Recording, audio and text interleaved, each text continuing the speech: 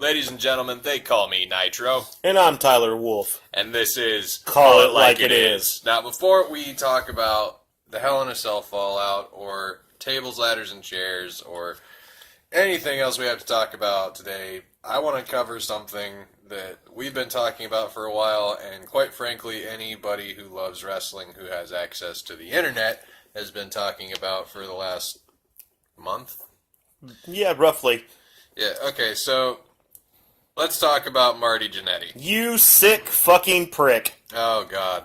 No, you don't go on social media at any fucking point and say, hey, by the way, I want to bang my fucking daughter, who's might not really be my daughter according to a DNA test, but she's been calling me daddy, so that's still daughter. I just can't bring myself past that, but we've been fighting urges for years? You know, it's so... It's a really taboo and weird subject. Just because Game of Thrones says incest is okay does not mean it really fucking is, Marty. I do love my Game of Thrones. Me too, but Jesus Christ. House Stark or get the fuck out. You know, I've given more thought to this subject than oh, please don't. than I should have. That I'm proud to admit. I thought about this a lot. Like, I sat awake at night, just like, what the fuck is he doing? But Sean's sitting over there. I was not partners with him. I want it stricken from the fucking records. I want it banned off of fucking WWE Network for $9.99. Remember that? Yeah. You can't say it without putting the $9.99 emphasis on it. God damn it. You know, there's like one of two ways Sean found out. It was either like around Vince when Triple H had to be like professional, and he was like all stern, like, you know, Sean, you're my best friend and all, but like that Marty Jannetty, oh boy, he's a bad element, I say.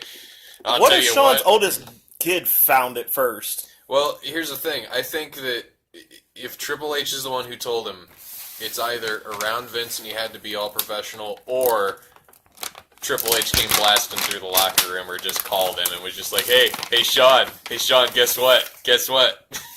I really was your best tag team partner. Check out this sick motherfucker. Why do you associate with child molester, Sean? Well, I shouldn't say that because she is 18.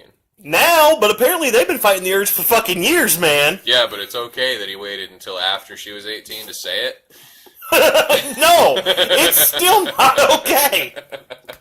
No, it's not okay. It really isn't. But, you know, I mean, I don't...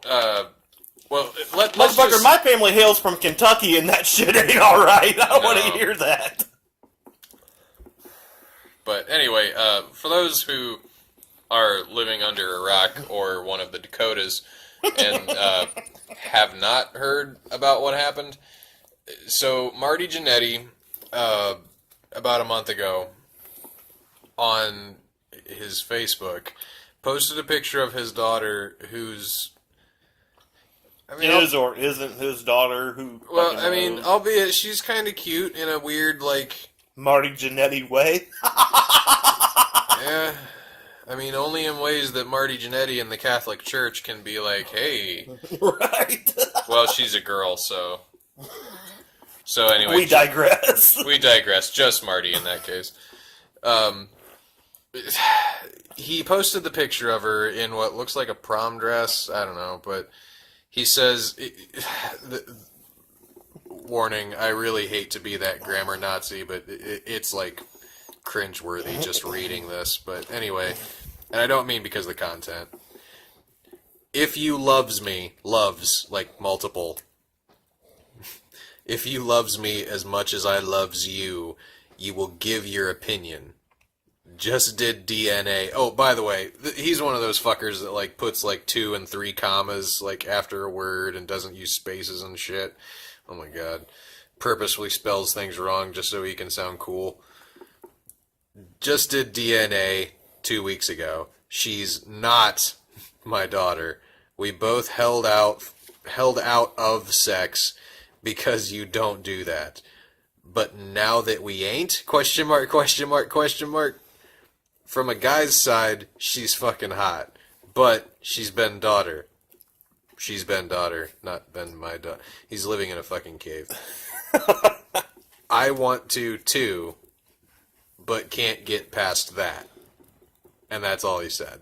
Like, these are the ramblings of a man who is fucked up on something, and apparently fucked up on wanting to fuck his daughter. I don't fucking know. I mean, I would like to think that he's at least really fucked up for using such atrocious grammar. No, just look at his promos back in the day. They were just as bad. I don't know, I kind of liked Marty back in the day. I had goosebumps when he came back with Shawn, when Shawn was about to fight Kurt before Mania 21. I thought that was kick-ass. When Marty tried to fight Kurt by himself, I was just like, well, this is going to be a really predictable outcome. Right. You know, this is like almost insulting to my intelligence. But anyway. Although, apparently, he has come back and denied that he supposedly got hacked. He's lost several phones. Right. Well, he did. Yeah, it was like a couple days afterwards. His official response was breaking news for all media: no sex with daughters. Several major newspapers in major cities in America and countries, Canada, Australia. You weren't supposed to hear that shit or see it. I got drunk. It slipped. Man, I've been like blackout drunk before. I don't think I've ever done anything. Well, fuck. I've been blackout drunk too and ain't lost no fucking 7 cell phones. Yeah. I mean, he was like beyond fuck a guy fucked up. He was thinking Bubba back in the hills was looking pretty, okay? Anyway, he said, all these other countries, have recently written articles on me about my daughter suggesting we wanted to have sex together. Because you said it. You're right. Well, please share this and write an article about this. It's fake news. He said he had been hacked 7 times on Facebook and is constantly, asking Facebook to remove these posts. Oh, Jesus, what? He said that he's lost so many phones and believes it's somebody who hates him is hacking into his account from, one of his stolen phones. Then change your fucking password. Yeah, change your damn email.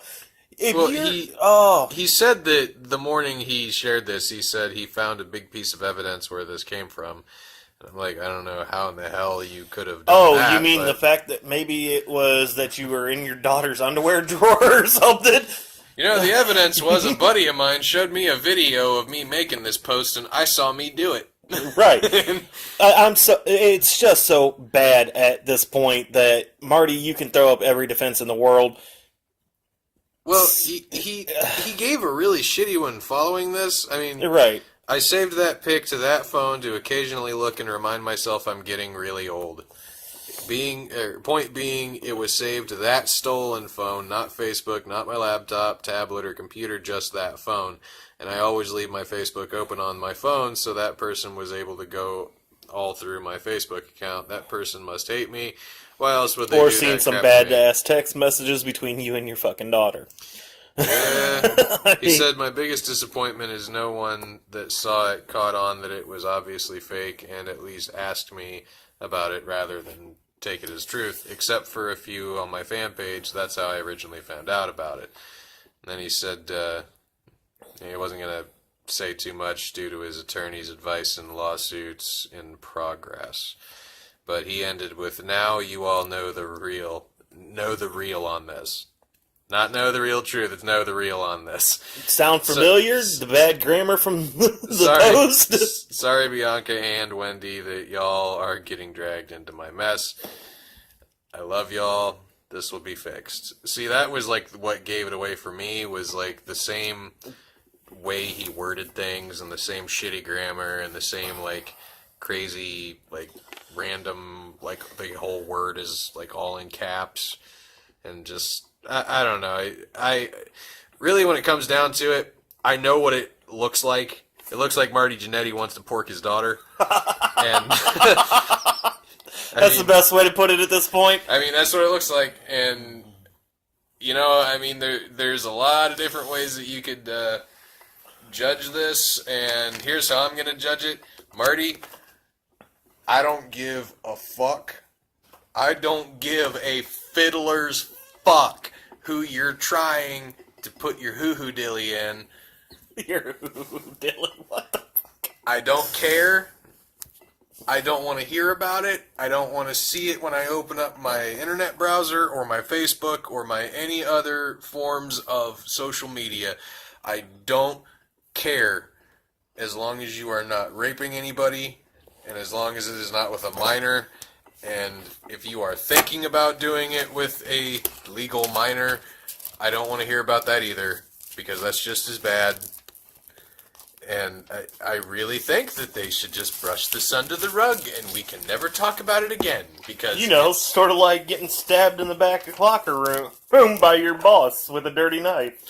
Yeah. Oh, I'm sorry. Did I throw that out there? Too soon? Which Jannetty had nothing to do with that. That was all Lucha Underground. That is what you were referencing, right? Yes. Okay. But no, that's not something you should brush under the rug. See, this is the problem. We let shit like that get brushed under the rug. Somebody gets stabbed. Nobody And bats an killed. eye. Yeah. Mind you, stabbed and killed. Somebody gets stabbed to death by their boss in the wrestling industry. Nobody bats an eye. Nobody bats an eye. Right. An old washed-up wrestler from the 1980s who has literally done nothing in 30 years with the wrestling industry talks about wanting to screw his daughter, who he now finds out is not his daughter. Everybody loses their fucking minds. This world is fucked up right now. I'm just saying. Like, what is a moral standard anymore, America? You tell me in the comments section. Work them fingers, keyboard warriors. Right, definitely. We got our Twitter page up. Hit us up on Twitter. Hit us up on Facebook, YouTube, any comments y'all got, because we'll take the tally. Should he or shouldn't he? I'm going to say, again, I just don't care. I want to hear about wrestling stuff. I don't want to hear about... Oh, my God. You know... They need to do a Hall of Fame for, like... biggest WWE fuck-ups. Yeah. Like, the Dynamite... the Dynamite Kid can be in there. And... Rikishi can be in there. Now, Marty can be in there. Right? Teddy Hart... I'm waiting for that Hall of Fame speech. Teddy Hart can be, like, the host of all the award ceremonies. Right. Like, the biggest fuck-up of them all.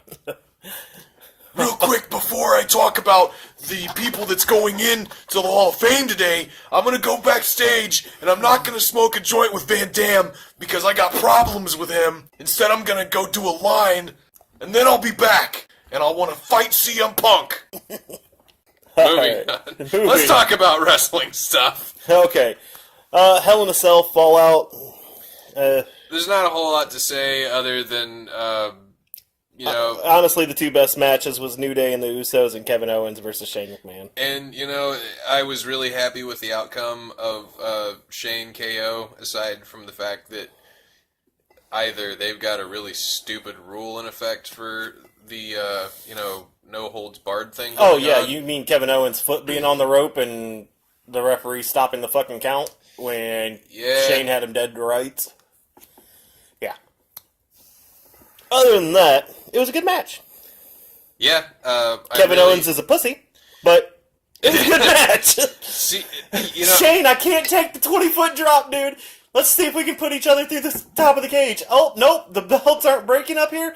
Fuck it, let me crawl down 10 feet and then you can knock me off through the table. I don't know if everybody caught that, but it really did look like he was supposed to have jumped off the top of that cell, but, like, he got skittish there, and I feel like he got up there and he looked down, and all of a sudden he had just the image of Mick Foley pulling his tooth out of the roof of his mouth. Go through his head. All I could think was, oh, here's my no. thing. Did the storyline get changed because Kevin Owens couldn't jump off the top of the cage, and it was really supposed to be Sami Zayn pulling Shane off the table? I don't know. I got to thinking about that the other night. Was it supposed to be Shane getting pulled off the table by Sami Zayn because Sami Zayn was trying to save Kevin Owens' career? Because if he would have hit Shane through the table off of there, his career to Sami would be over, because this is a road Kevin didn't want to go down. Right. I mean, I think that it was better for the story. Well, I thought that it was going to be better for the story that Sammy saved KO, because it really... I liked the idea of Sammy, like, being like, dude, I saved you because I don't want your career to end like this, dude. Like, snap out of it. I wanted him to keep that mindset. All of a sudden, now he's drinking the KO Gatorade, or the Kool-Aid. And he's literally, like, following him around like a little lost puppy now. And oh, you like, mean Sammy, like Curtis Axel and Bo Dallas? Yeah. With the Miz? Yeah, I know. Uh-huh. Sammy, where's your balls? They're obviously not screwed on tight. No, they're in Kevin Owens' ass. I'd say they're on a necklace around KO's neck, but... But AJ Styles versus Baron Corbin and Ty Dillinger, it wasn't a bad match. I mean, I'm glad that Baron Corbin got the United States Championship. AJ's moving on to bigger and better things, and I think it's time for that. It was a good match. It felt like something wasn't there, but I mean, right. it felt... I think that's because Ty Dillinger got into it at the kickoff show, and nobody was really expecting it. It wasn't a surprise. Everybody knew that there was some kind of heat where he would be involved in some kind of match with one of the two. But it just added a factor that made the match kind of off. I really hated how he got into that match, because it was just like literally 5 minutes of ass kissing. 10! And yes! Yeah. 10! Yes! 10! Yes! 10! Yes! It was a distraction. What the fuck? It was a crowd distraction, because like this is... I know he was the GM of Raw when he was around, but it's moments like that that make me miss like when Eric Bischoff was around, because... If anybody would have come to Bischoff during a pay-per-view and been like, hey, I want to be a part of this match and have a shot at the title because I asked for it, Bischoff, like, either would have told him, like, Bischoff would have either given him a dressing down of why he's not worthy of carrying a title, or he would have made a deal with him and been like, all right, I'll stick you in there, but you're going to do this for me. And then there would have been actual drama there instead of just, you know... promo, and you're in the match. Right. And it was really stupid. It was just name dropping, and it was dumb. It was a waste of my time. I mean, I love Daniel Bryan, but dude, if all you can do is yes chance and 10 chance and just show up and everybody be like, Daniel Bryan, yeah, then you should probably go home and garden and bang your wife. That's what I would do. The other match that I had an issue with, not the outcome of it or anything, Natalya versus Charlotte. Charlotte, don't hold the chair for Natalya, and Natalya, learn how to swing a fucking chair and hit somebody. Yeah, don't be scared, she ain't gonna break. Jesus, the pullback on those chair shots was unbelievable. It's like going really fast, slow motion, really fast, slow motion, connect. There wasn't a... It was a... Tink. Yeah, and I mean... And then Charlotte holding the chair on her knee. That was the worst part. That was seriously the worst part. That's like being in a really terrible horror film and like your arm gets chopped off, but like that post that I posted and shared with you where the girl just keeps tripping and the serial killer's like, it's grass, it's not ice, what the fuck? Yeah. No, it was embarrassing. I fucking give up. It was really embarrassing because it took away so much. It took so much away. It was painful to watch, you know? I mean, you did not sell it at all. No. That could have been free. I still wouldn't have taken it. It was just, oh, god damn it, it was so bad. What is wrong with you? What was going through your head that made you think that was a good idea? Were you on the phone with Russo? Is that what it was? Was Russo in your ear going, just hold the chair, just hold the chair? He's in her earpiece that she's wearing. Just hold the chair. It'll work. Just do it. Dusty Rhodes would say that's a bad idea, but I'm saying it's a good idea because I ain't Dusty Rhodes. Vince Russo. I have the best ideas ever. My dick is so big. My wrestling career's so short. Go work at the last blockbuster in existence, bitch. All right, the other one, Dolph Ziggler versus Bobby Roode. Good match. It was a good match. It was a very good match. But not much to say on it. I mean, they just didn't give it enough hype. And I mean, I know that Vince doesn't want to build any more superstars, which Fuck you, Vince. But anyway. behind WWE, there's rumors about him wanting to build Bobby Roode into this one of his main guys, and it's like, okay, Dolph Ziggler was a main guy for how long, and you fucked him every chance you got. Here's what I have to say. Dear God, you put him with Vicky Guerrero. How much more fucking damage can you do to somebody? I don't know. They did a lot of damage to Edge when they put him with Vicky. But anyway, here's what I have to say to Vince wanting to make Bobby Roode one of his top guys. Well, we're waiting. And that's it. Talking about name dropping. Next match was Randy Orton versus Rusev. I like the way it ended. I mean, I guess. I don't know. They have just not treated that rivalry good enough, you know? I mean, they should seriously have some very intense backstage attacks and crazy shit going on, because they're not treating this rivalry with the respect it deserves, because Rusev should be a top player. He should be. He really should be. Randy Orton is the man right now backstage. Correct me if I'm wrong, but since Undertaker is not around anymore, is Randy Orton not judge during Wrestler's Court? If I'm not mistaken, yeah. Yeah, I think he is. And he's a big deal. Randy Orton is a multiple-time champion. He has done some amazing things with his career. Oh, yeah. From Evolution to the Legend Killer to the Viper to what they call voices in his head now or whatever. Yeah, Randy has done a hell of a lot. He's main evented WrestleMania multiple times. He needs to put Rusev over. And speaking of things, just to go back a couple matches here. Natalia, congratulations on your milestone in your career, being the top woman to have pay-per-view matches. You surpassed Trish Stratus now with 40 pay-per-views that you have starred in. Trish wasn't in 40? No. Really? Nope. Natalia holds that record now. So congrats to that, Natalia. The match that I fucking want to punch somebody in the throat for. Jinder Mahal versus Shinsuke Nakamura. Jinder, you are a punk-ass bitch hiding behind 205-like cruiserweight people. Quit it. And then you have the audacity after this, after you beat Shinsuke, with some bullshit, because, sorry, Singh brothers had to get involved yet again. You literally have the audacity to call out Brock Lesnar. What in the fuck has gone through your head? I don't even know what to say about it. Oh, I know what to say about it. Yes, Coroner, he was a dumbass, and he called out Brock Lesnar, where he's nowhere near on the scale of. If Twitter hadn't raped Vine the way they did, fuckers. Hey, watch it. We have a Twitter account now. Oh, do we?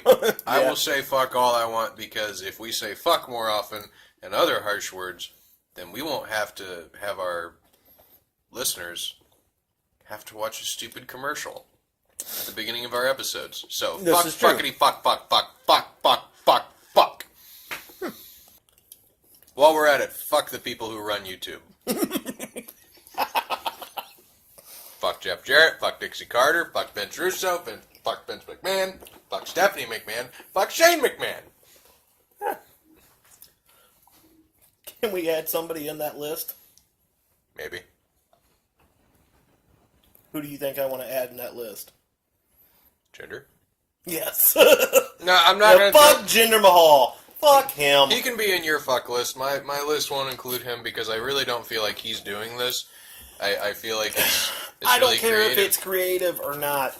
You can say something. Punch him. Go off script. He Pull can. a pipe bomb. He can, but I look at it like this. Jinder might be like, you know, if I overstep my boundaries here and pull a CM Punk or pull a Bret Hart or really anybody that's done anything relative to that before, he might stick me in a tag team with Heath Slater again, and I don't want to do that. I mean, it's a wonder why speaking of Heath Slater and shit, and the dumbass KFC commercials, guess who is fucking Colonel Sanders as a playable character in 2K18? It really makes me think of a scene from Wayne's World. I love Wayne's World. Yeah, when they're talking about marketing. Oh, yes. And Garth is sitting there in all the Adidas gear, and he just, like, kicks back, and he's like, you know, sometimes people do really serious things just for money. And that's just sad. It's like, yeah, like, just like with Colonel Sanders. I mean, is it funny? Yeah. If they didn't have really fucked up controls and everything, and I didn't, you know, hate these new games, would I play as him? Maybe. Yeah, fair enough. But I kind of want to be like a Tumblr fangirl and be like, well, why isn't Ronald McDonald in there? Why isn't Wendy in there? Why isn't the Burger King in there? Why isn't the Jack in the Box dude in there? Why isn't the star from Hardee's in there? Other than that, I mean, it was a good match. I just don't care for the bullshit. Quit. He's a big enough dude that he doesn't need two little fucking minions. Yeah.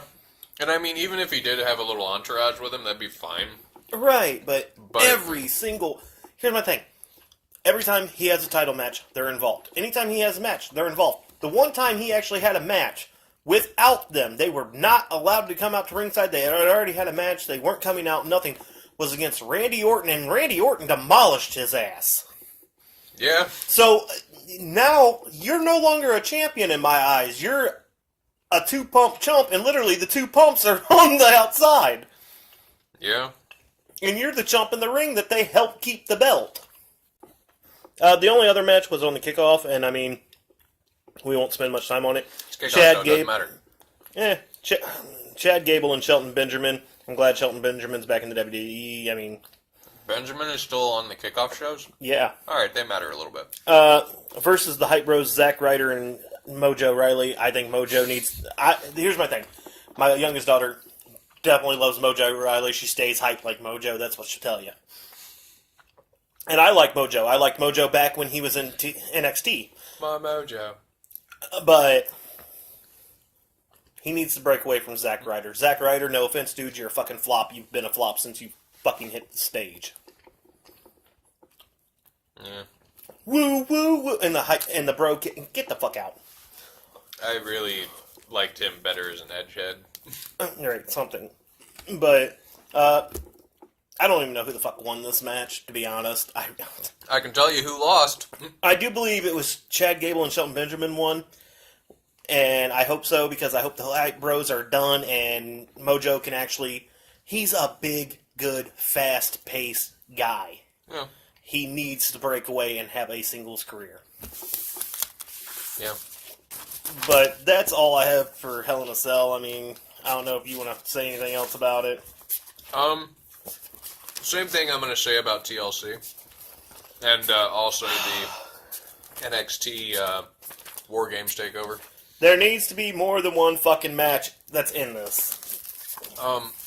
If you are going to name your pay-per-view a match type, I'm going to let you in on a little secret.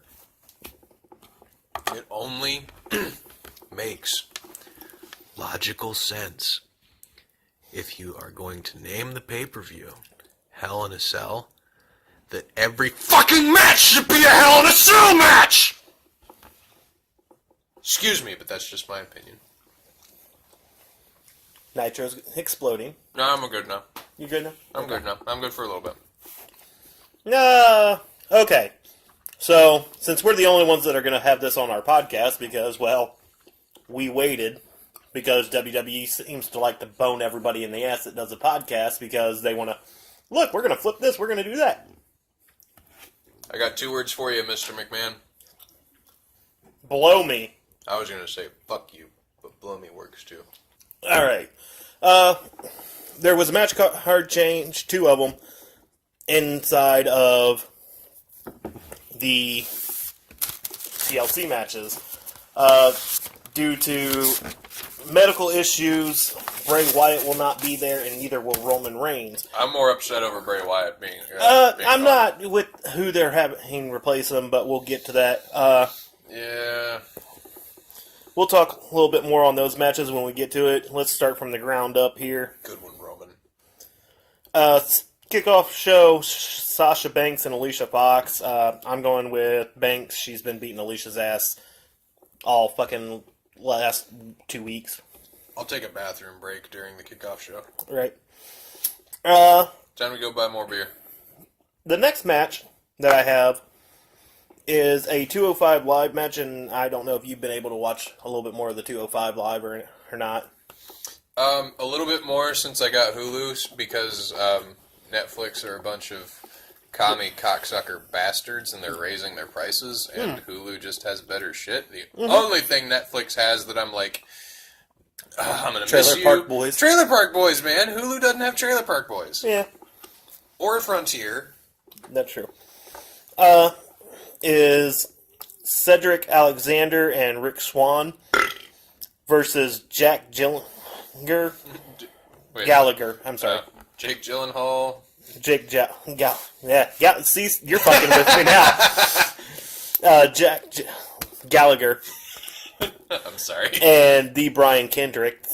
Brian Kendrick. Which, I mean, I like these two as a tag team. The gentleman with the umbrella who's turned heel now, and I mean, I don't know why he was a face to begin with. Dude needs to be a heel, and honestly, William Regal needs to come out and be his manager.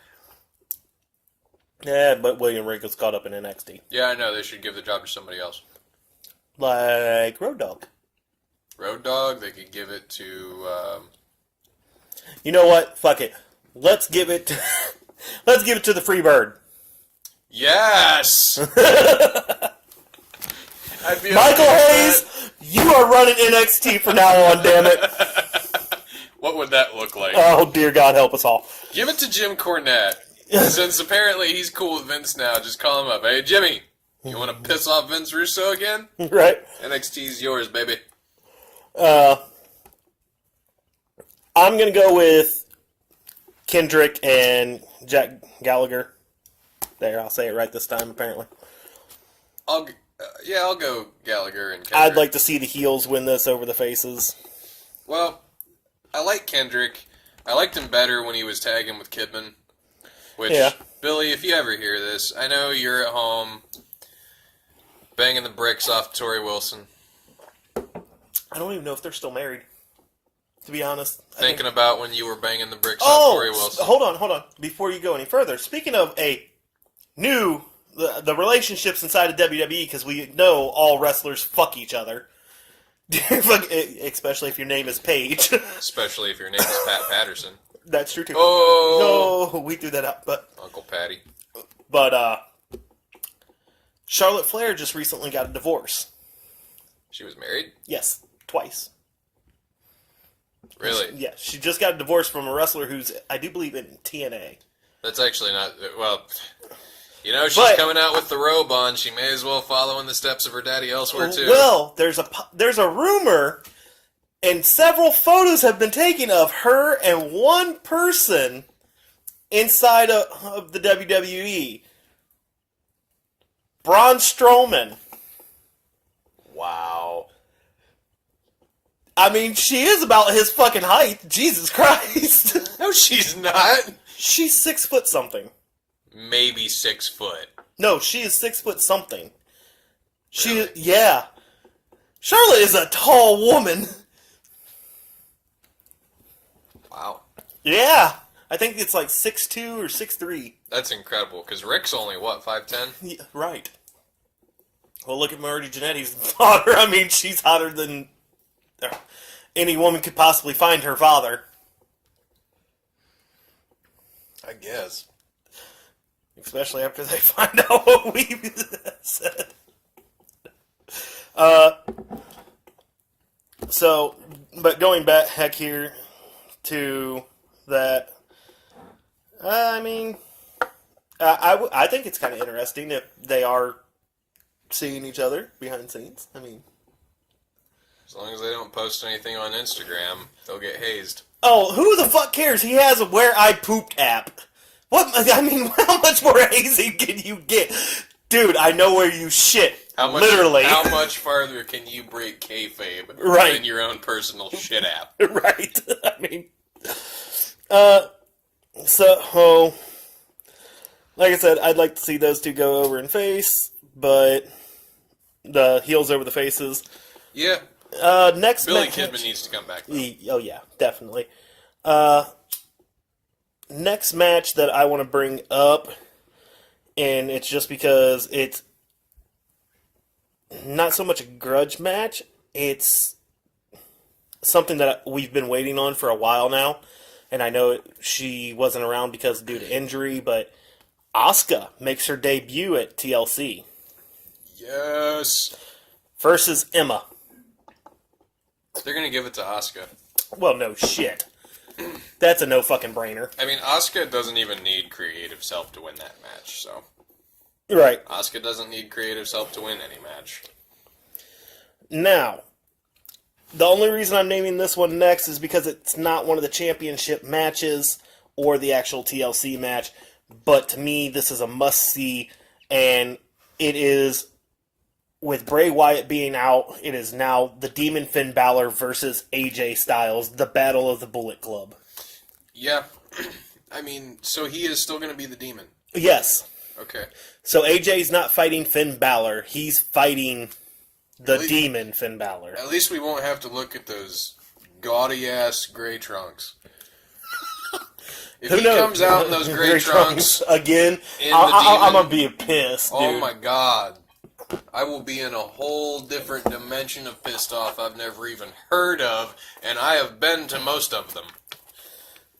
As you all know by now, Nitro likes to explode. So, but this is a coin flip for me, dude. I mean, you have the Demon Finn Balor versus AJ Styles, who's not a Raw guy. So do you give it to the Raw guy, or do you give it to AJ to give him a bigger push against Jinder Mahal before Survivor Series? I already know who's going to win in that match, and I'm going to be happy either way.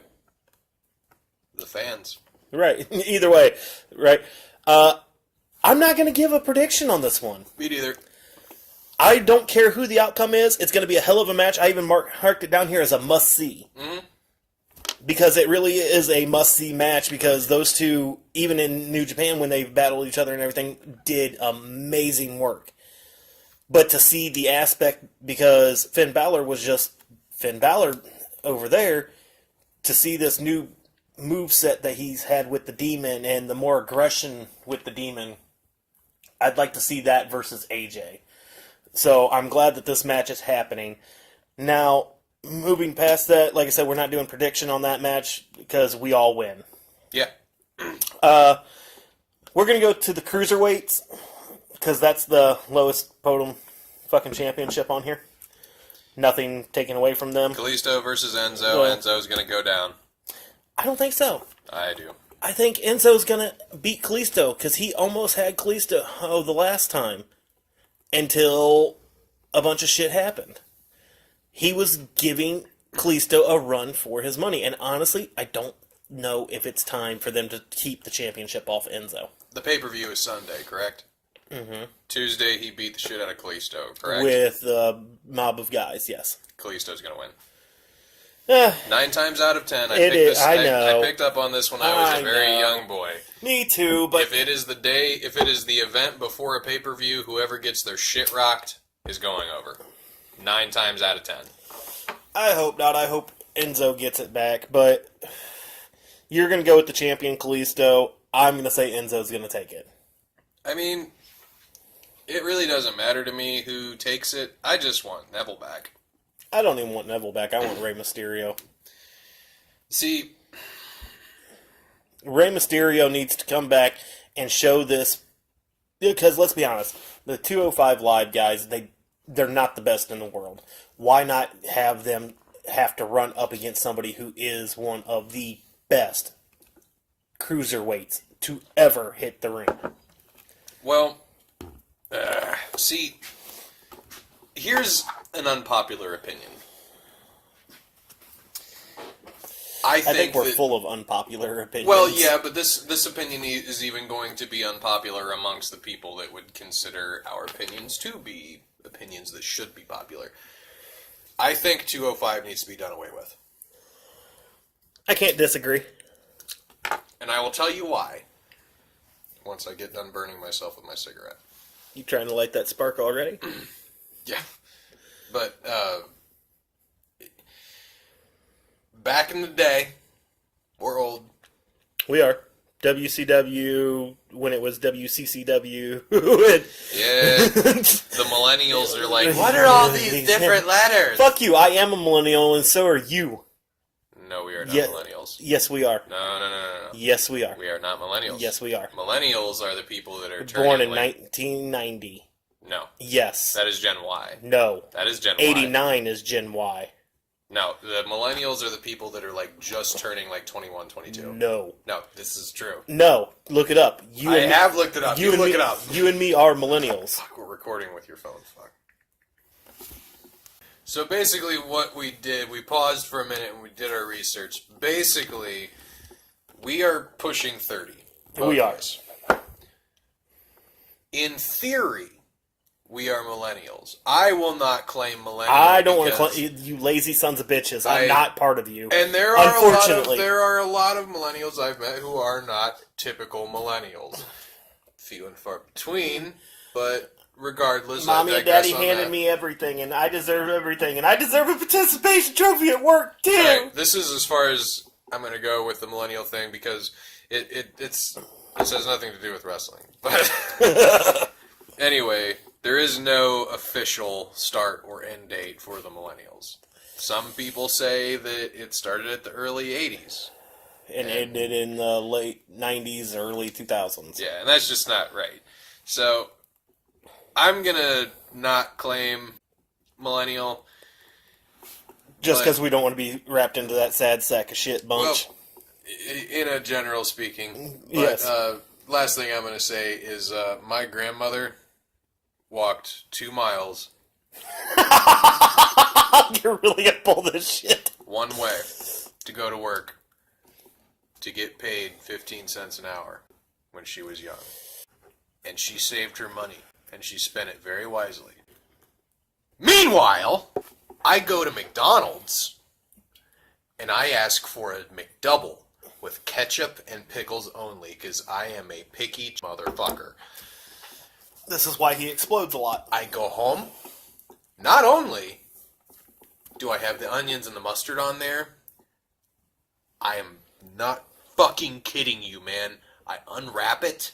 There is a pickle on top of the bun, on the outside of my goddamn cheeseburger.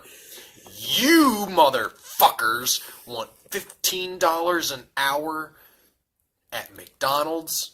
I whip out my dick and you suck on it. All right, back to wrestling. So, like I said, no prediction. Cruiserweight, I'm going with Enzo. You're going to go with Kalisto. Mm-hmm. The next one that I have is the Raw Women's Championship.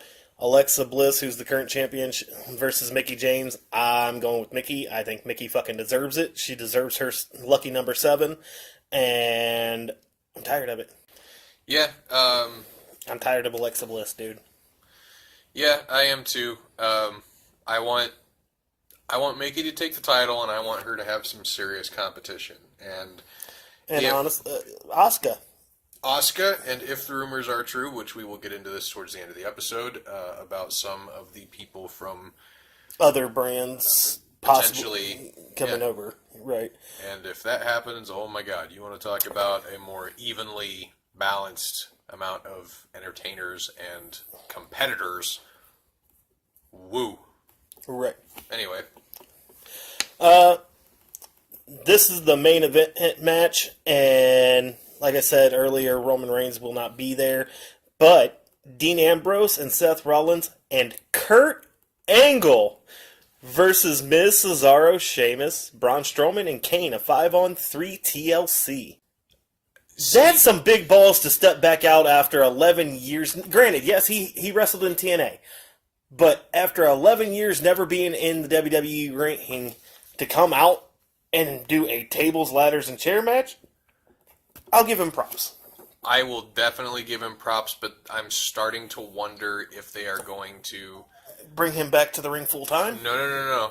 I think that there is going to be other people getting involved with this match, is what I'm saying. Because this, a lot of people don't really grasp this, and why, as much as I am very excited over the fact do think one person's going to get involved. Well, and who it is irrelevant to my point. I'm excited to see Kurt get back in the ring too. This is not a good idea. It just is not. Kurt is... We have no idea. I could be really wrong, but we have no idea if Kurt has been in and out of the gym with the boys. So we don't know if he's got ring rust. Yeah. So Here's my thing. Well, I mean, if it was just a normal tag match, that would be one thing. This is anything goes. Right. And he's going to have to pull out all the stops. Telling you you're not going to laugh your ass off if he fucking Olympic slams fucking Braun Strowman through a table. It'll be cool. Off a ladder. Come on, off a ladder. Braun would have to basically do all the moving. Because think about it. If Braun is climbing on a ladder, and he's up higher than Kurt Angle, and Kurt Angle's on a second ladder standing next to him, and he just literally takes him and lifts a little bit and falls backwards through a fucking table. I know. It is possible. I'm considering, and Kurt, if you ever hear this, I'm not trying to sell you short, but I'm considering Kurt's age. I'm considering Kurt's physical abilities. I'm considering what his addictions did to him. Yeah. Physically. I'm considering that broken neck. But, and I'm not saying Kurt can't work. I'm not saying that he can't get in there and dance anymore. What I'm saying is this is one small step for the WWE. It is a giant leap of faith for Kurt Angle. And I can see that, and that's a fair assumption. Yeah, and I wish him all the luck in the world. I wish him safety. I wish all those guys safety as they go out there to do what they do. And, I don't want anybody to get hurt again because, this is a really big setback for WWE with Roman Reigns and Bray Wyatt. Going down. They're both involved in two very big storylines, and we have no idea how long they're going to be out. No. And I know that there's some rumors that it's just an illness that has even taken down Bo Dallas and JoJo. But honestly, it does happen when you're on the road as much as they are. Everybody gets sick and... They all caught herpes. Or no. They tried to put the nasty boys to bed and they're all in the hospital right now with phlebitis. But as far as the match goes, I want to see Kurt Angle and Dean Ambrose and Seth Rollins win. And the only reason I say that is because I have a theory that this is going to be a replayed match, not as a TLC, but as a traditional Survivor Series match, and I think I figured out who the fifth member would be. Curtis Axel. Because he isn't getting the host status that he wants with The Miz. He wasn't The Miz's pick for the fifth guy. He got strung up by the Shield on a forklift and beaten up on. And Miz is like, he was never our fifth guy. Like, while he's hanging upside down injured. So I think that they're going to make Curtis flip on The Miz. And it will be Seth, Dean, Roman, Curtis Axel, and Kurt Angle. I don't think they're going to have him flip on The Miz. I do. And I understand why you think that he will. And I hope he does. But I really don't think they'll let him do it. And there's also one other rumor going around. And I could see it. Samoa Joe joining the Shield. That would be cool. Samoa Joe coming back and joining the Shield. Why? I think that they wouldn't let Curtis go over like that. Why didn't they let Damien Sandow do it? Damien, he never was allowed to show his full potential, and that pisses me off. Damien was gold. Yes, he went over to TNA and they let him be a little bit more loose. Yeah. And he was a good talent, and it sucks that whatever happened between him and WWE, I don't know the whole dynamics behind the scenes or anything, so I'm not going to stick on that too much. I'll save it for another episode. I'll do some more research and try to find some shit out. Yeah, maybe call some of the boys that I do know, see if they've heard any word about what all happened with that. But I'm going to go with Kurt and Dean and Seth. I want to. Do you think the numbers are just going to be too great? I think it's the numbers, and they don't have Roman to do the spear or the triple powerbomb. What if they put somebody on Kurt Angle's shoulders and he powerbombs him? Oh my god. Or they put him on his shoulders and he does the angle slam. Or, even better, they do a triple angle slam to Braun Strowman. Think about it. Seth pick up the legs, Kurt be in the middle, and Ambrose on the end, and they put him through a fucking table. Or on top of a ladder. Think about it. Is this a one fall or is it elimination? It's a one fall. First team to pin the other one, just like any traditional TLC. But a true traditional TLC, when we first seen it, always had the title hanging above the fucking ring. Right, but there's no title on the line. Right, even though there's 3 titles in the damn match. Well, 2. Yeah. 2 sets of titles. Well,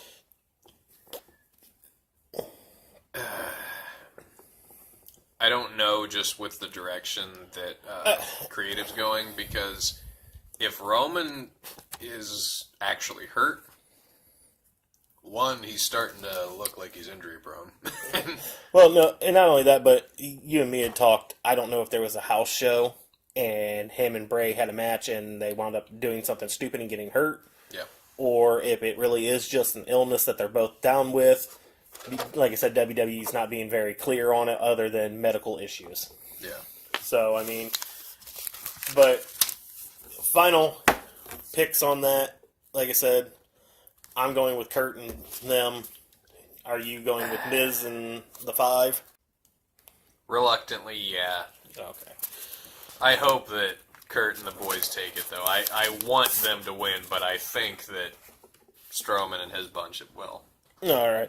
All right. Now, the next thing that I definitely want to get into is something that you and me have both been looking for, and I actually have where it's going to be at, and the date, time, everything for it, is NXT TakeOver Wargames. It's Saturday, November 18th at 6:15 p.m. at the Toyota Center in Houston, Texas. There's only a few matches officially announced. Yeah. And there's 2 rumored matches. You and me both are very excited for this. Yet again, this is going to trigger you because there's only one Wargames match.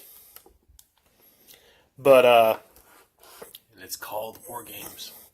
They haven't, and this is my thing, some of these have a little bit of a spoiler to them because, like the NXT Women's Championship, there's only 3 people announced, but the 4th one, they've pretty much already put out there who's going to win it. Yeah. And next week, and it's Kairi Sane, the winner of the Mae Young Classic. Peyton Royce is the spoiler versus Ember Moon versus Nikki Cross from Insanity. Honestly, I think Ember Moon should win the NXT Women's Championship. She was Asuka's biggest competition down in NXT, and that's where the feud got left off before Asuka relinquished the title. Mm-hmm. And Asuka and her also shared a handshake and a hug in the ring.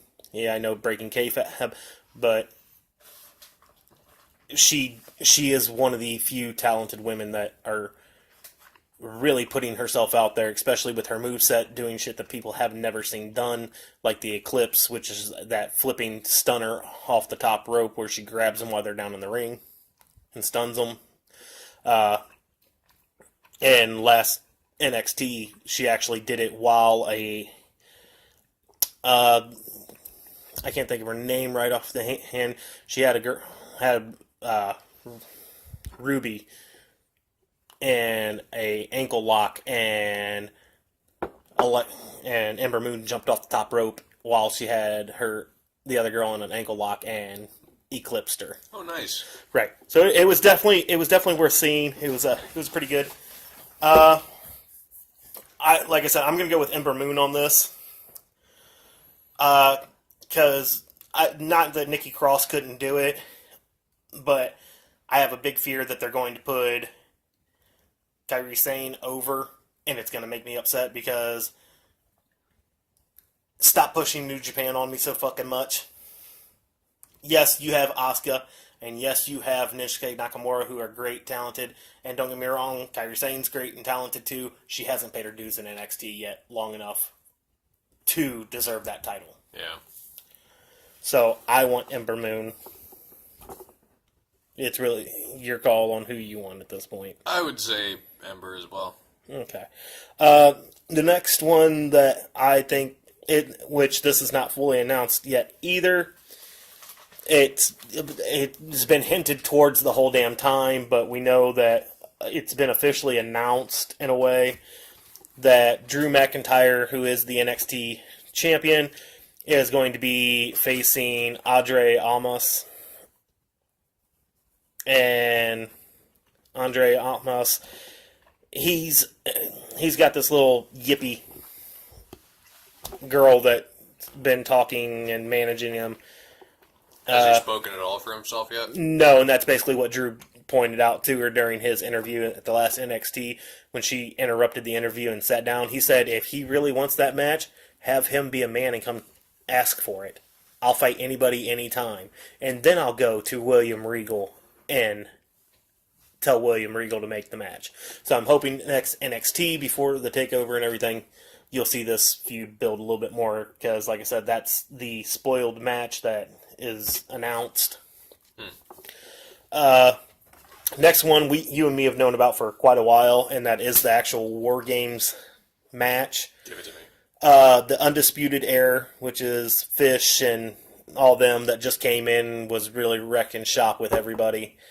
Those three versus Sanity with EY, and versus the Authors of Pain, and I don't know why the hell Roderick Strong's in it. I don't understand it. Because it's War Games. Let's get fucked up. Right.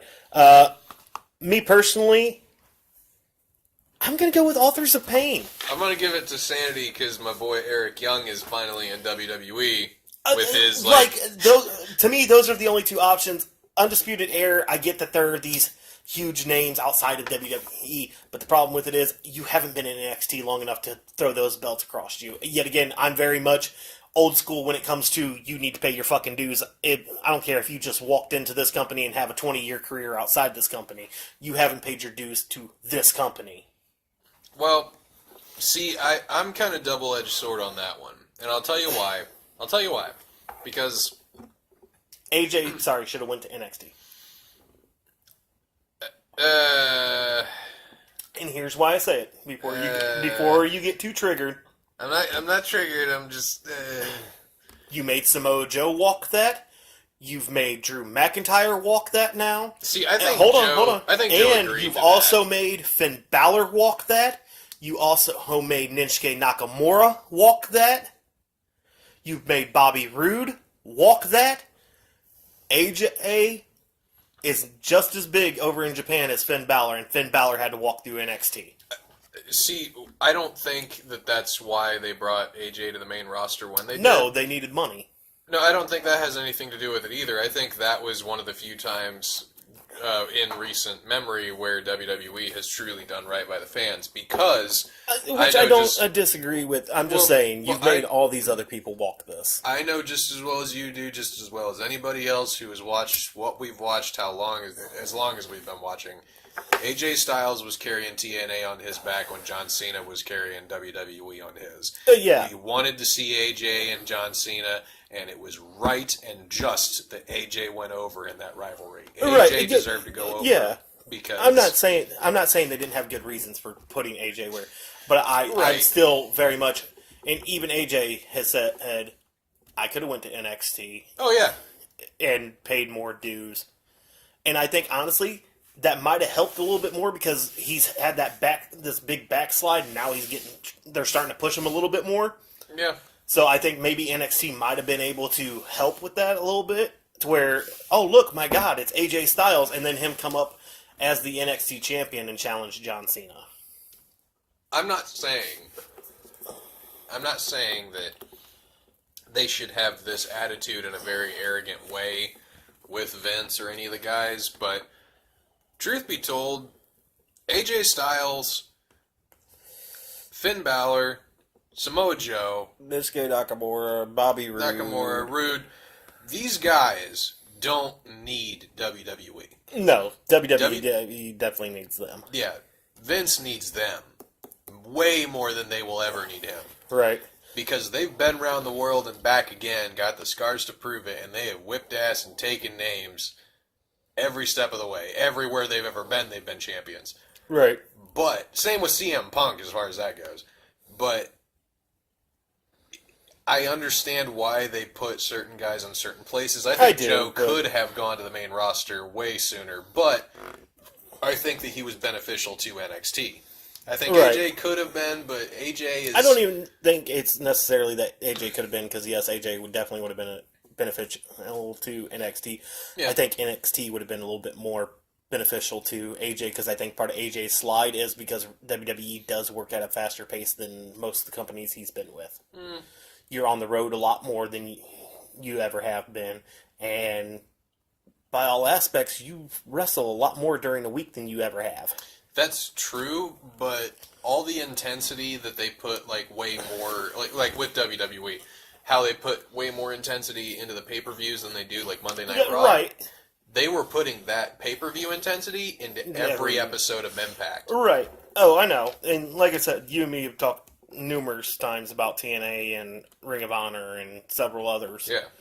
New Japan and CZW and things like that, ECW back in the day, WCW, and how the intensity level has just kind of dropped tremendously for a lot of people. But like I said, I'm going to go with Authors of Pain because they are just now coming back, and these are two big guys that honestly I think deserve to get the titles, and then I think they need to be pushed over to Raw or SmackDown. I'm going with Eric Cancer Voice Young and the rest of Sanity. All right. And the two rumored matches, I'm going to start with the lower one to me. Not that these two aren't great. The big guy, Lars Sullivan, which I hate the fact that people call him that because the big guy will always be Ryback. But Lars Sullivan versus one of our Ohio boys, Cassius Ohno. And Lars Sullivan's just been demolishing people, but Cassius Ohno has that knockout fucking elbow that he does. And he's a big guy himself. It's a toss-up if this match does happen. I think Cassius Ohno will get it, because Cassius Ohno has been in NXT a lot longer. And I think he just needs to get this push over past this. I'll give it to Ohno. The one that you and me both, I think, will agree on more than any of them. And this is a rumored match. We've seen the rivalry kind of building. Aleister Black versus the Velveteen Dream. Yes. Not that I think the Velveteen Dream's not a good wrestler, because he is. And I get that he's playing the very exotic-centric. I don't want to use certain words here. Not that there's anything wrong with that. Right, not that there's anything wrong with it, but... And he just wants Aleister Black to say his name and recognize him. I'm like, dude, I'd be scared to say your name in hopes that you're not going to get off when I say it. You know, and you and me are a big Aleister Black fans since he's walked into NXT. With as scary as Aleister Black is, if I woke up in the middle of the night and found Aleister Black at the foot of my bed, I'd be like, hey man, you want to play with a Ouija board or something? Right. If I woke up and found the Velveteen Dream at the foot of my bed, I might shriek. Right. Not because of the fact that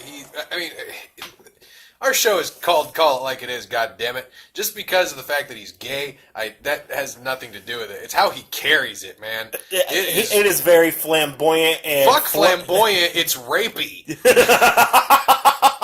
He is very rapey. Rapey, There is a yes. rapey vibe about that guy. I am uncomfortable. Like out. Heidenreich comes back and he tries to put the moves on Michael Cole in the bathroom again, and all of a sudden, Dream shows up, and Heidenreich's like, "The fuck is that thing?" I'm going with Aleister Black on this. I like Aleister Black. I think he needs to get his big push, and I'm really looking forward to hopefully Drew not moving up too quickly to the main roster, even though I think he should be there by now. I'd like to see him versus Aleister Black for the championship, and then Drew go to Raw and Aleister become your new NXT champion. Yeah.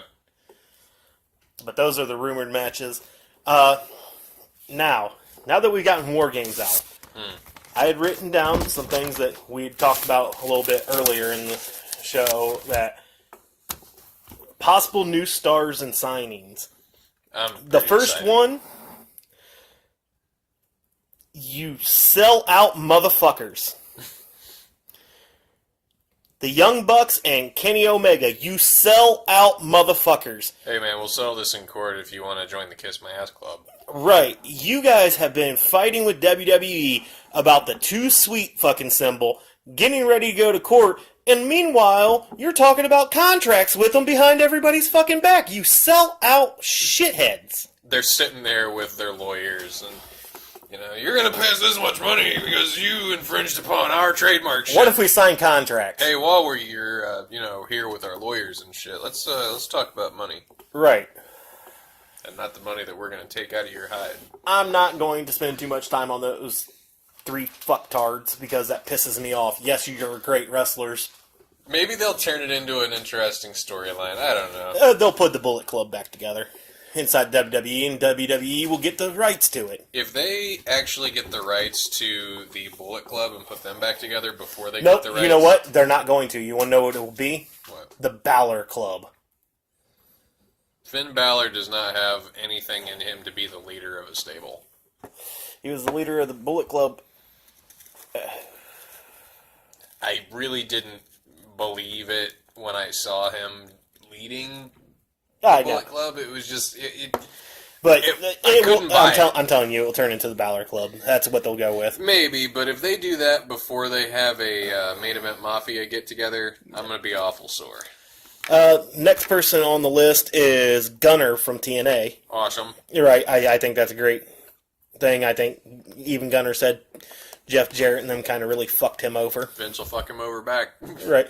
Marty Scurll from Ring of Honor.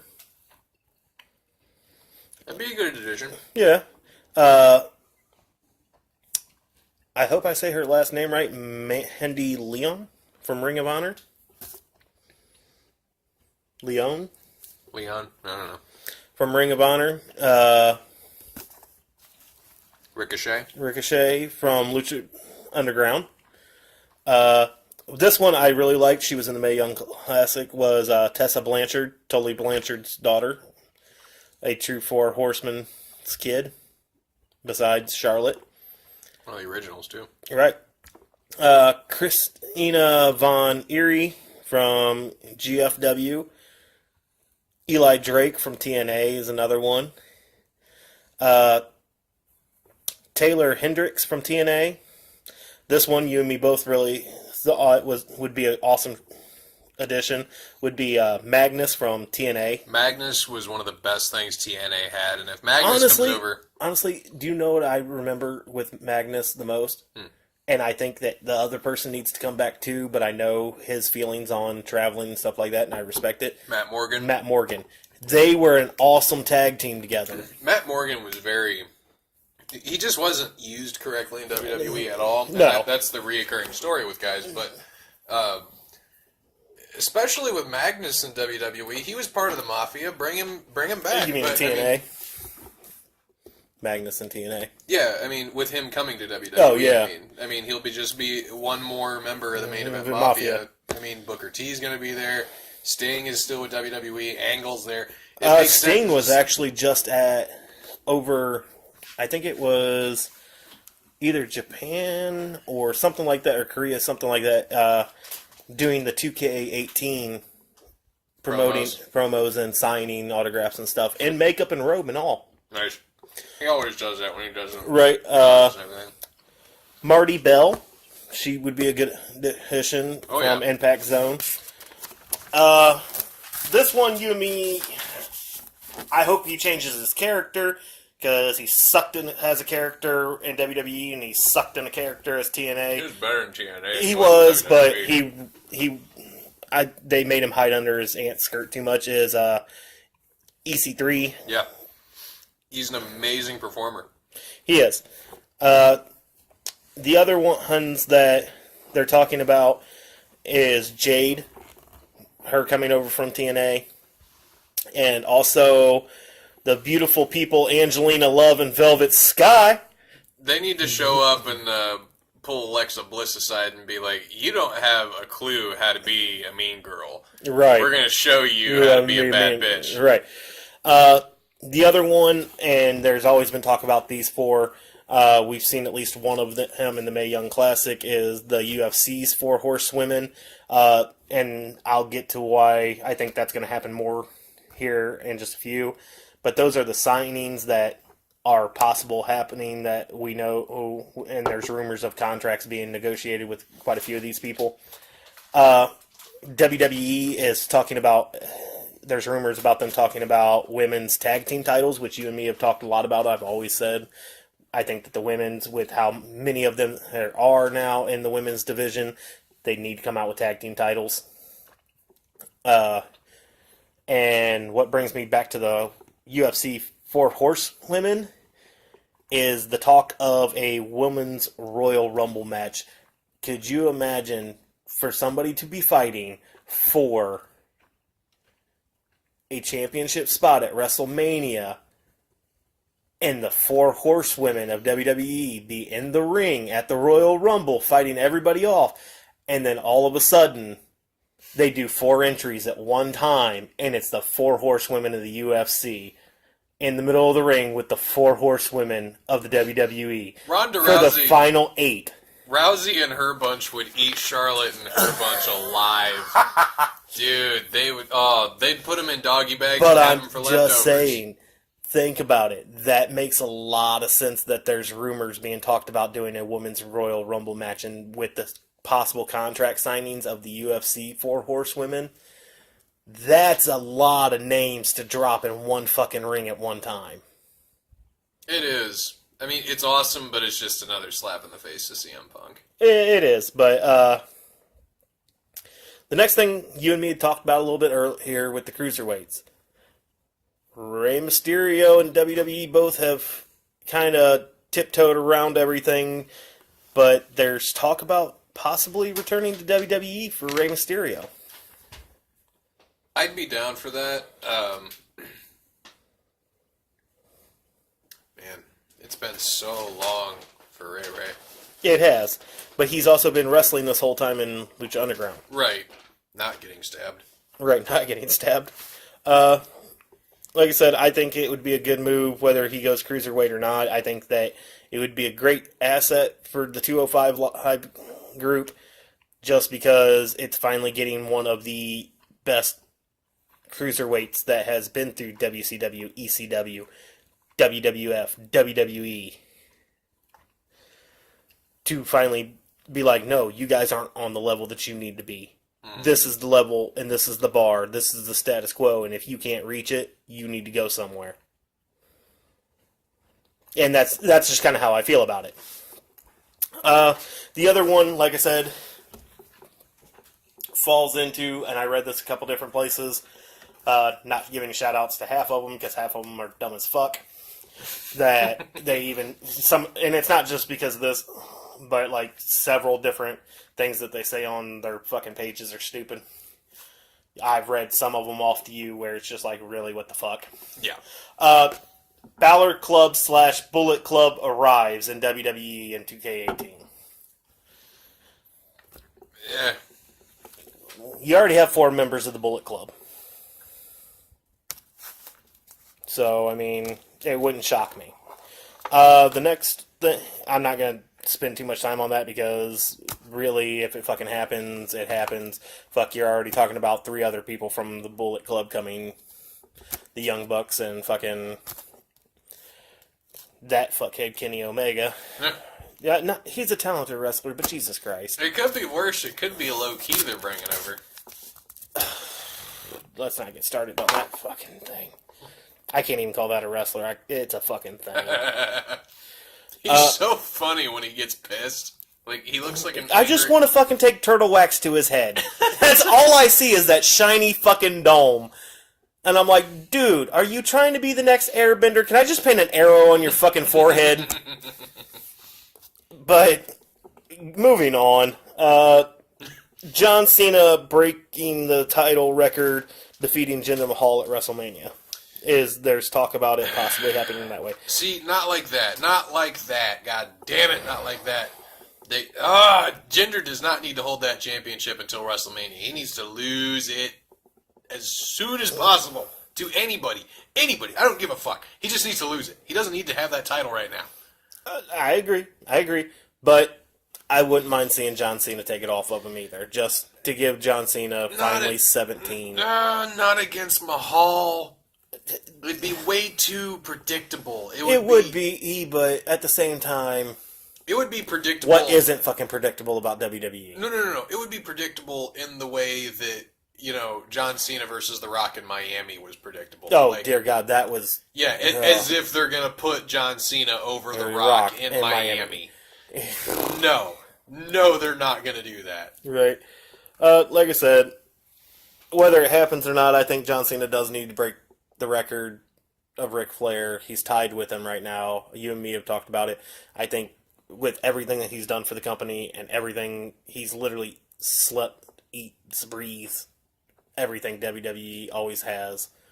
Carried them on their back for, God, how many years now. And still willing to take a back seat to all the new talent that he supposedly tries to bury and puts them over and everything. So, I mean, honestly, I'd love to see him eat that record of Ric Flair instead of just being tied with him. I do want to see him beat the streak, so to speak. Wow, I just rapped. Yep.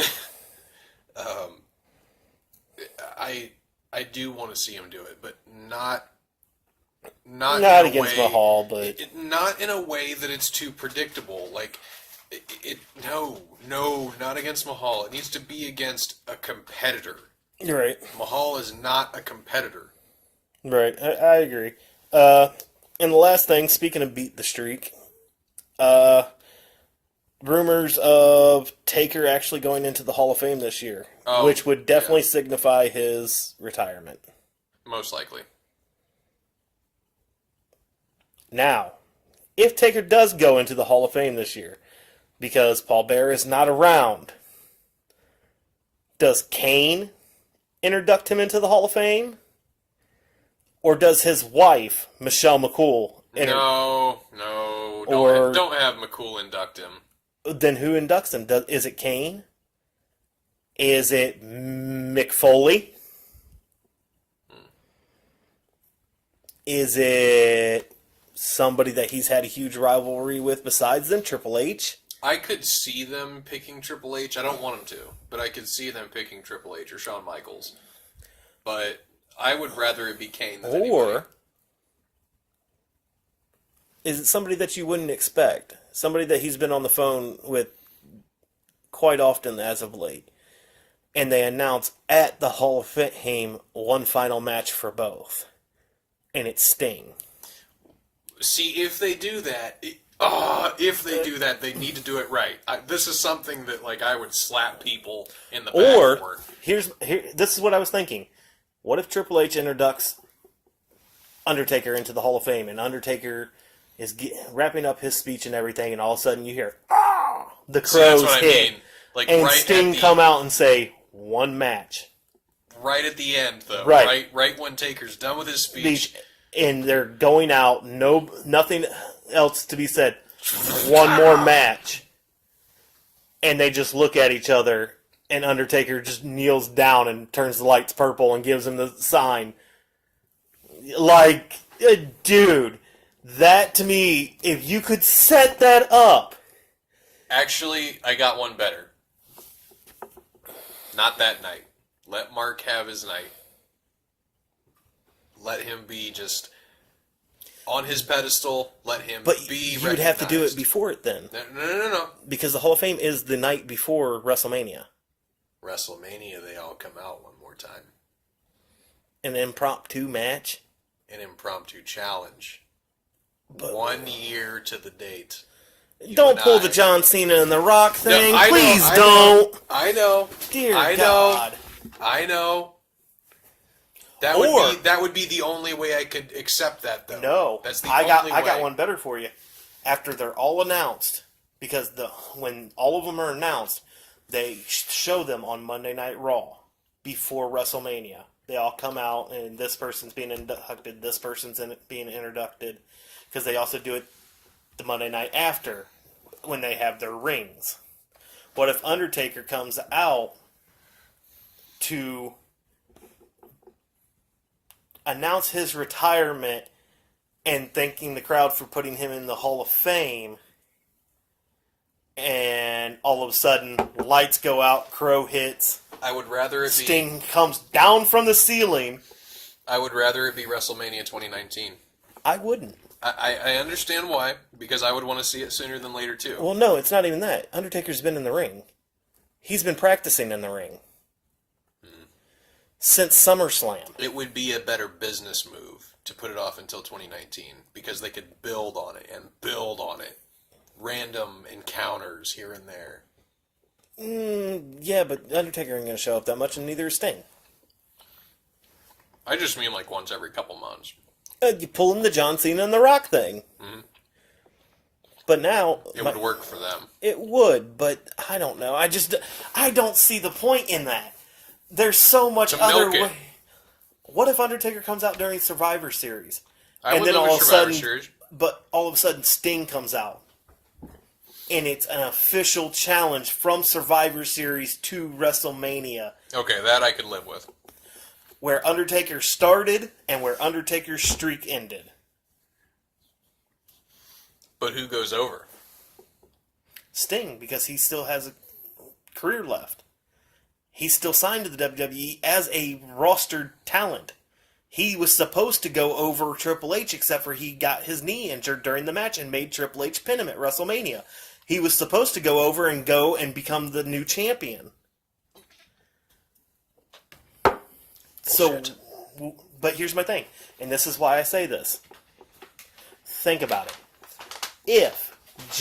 And this is the only way I'm going to accept John Cena beating Jinder Mahal at WrestleMania. Okay.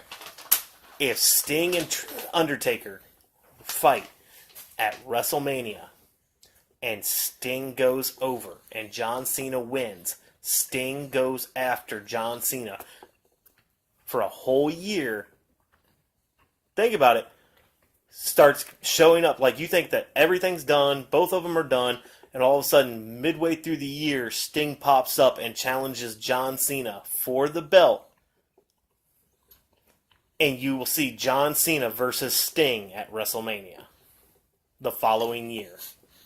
And Sting takes the belt. And Sting takes the belt. Oh my God, we're milking Sting for everything he's worth. Or even the next pay-per-view, like at the next pay-per-view, not WrestleMania, but a couple pay-per-views later, Sting takes it and retains the title, and John Cena invokes his rematch clause, and they keep flip-flopping the title, and WrestleMania is to decide who's going to be the champion to end the rivalry that's lasted a whole year.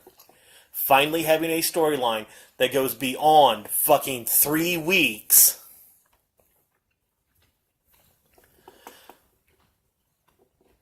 I could do it. Yeah, I could live with that. I suppose. Right, that's my thing. I could accept certain things to be done a certain way, but a WWE creative, you actually have to be fucking creative. Oh, by the way, fuck you. Right, you definitely go on the fuck you list. You just made Did the list. I can't believe we just did that. For the first time, I don't hate that promo. Right. But that's all I got here. I mean, we've covered everything from the Hell in the Cell fallout to possible signings to rumors that are going around right now, Wargames. Definitely hit us up on Twitter, Facebook. Listen to us on YouTube. We're going to get them pushed out there more and more here for you guys. We had this originally promo done and over with, except for WWE had to try to stick it to somebody again. Well, we got you this time, you son of a bitch. Just don't fuck with us on the kickoff show again. Vince screwed Vince this time. All right, everybody. Once again, my name's Tyler Wolf. They call me Nitro. And this was Call It Like It Is. Peace.